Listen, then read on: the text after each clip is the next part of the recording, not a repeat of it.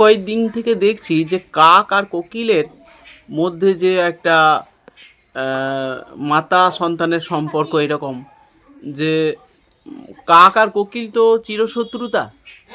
তো সেই সত্ত্বেও দেখা যাচ্ছে যে এখানে একটি কোকিল বসে আছে।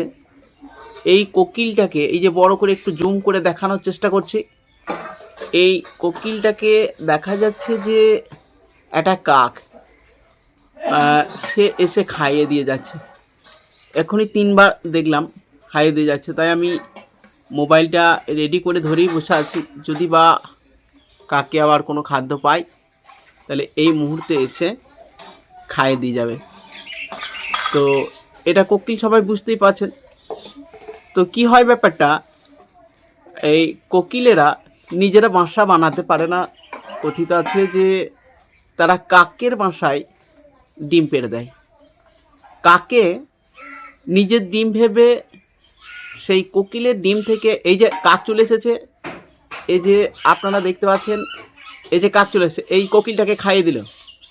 এই যে আমি যদি আর একটু জুম করার চেষ্টা করি, কোকিলটা উড়ে গেল, কাকটাও এই যে কাকটা, ঠিক আছে, কোকিলটাও পাশের ডালে গিয়ে বসলো। তাহলে কিন্তু কাক ভাবছে যে কোকিলটা আমারই বাচ্চা, কিন্তু আর কিছুদিন পর অন্যান্য কাকেরা যখন চিনিয়ে দেবে যে না, এ তোমার বাচ্চা নয়, এটা আলাদা, একে তাড়ানো হবে দল থেকে, তখন কাক আসল রহস্যটা বুঝতে পারবে। এইভাবে কাক বরাবরের জন্য ঠকে যায়।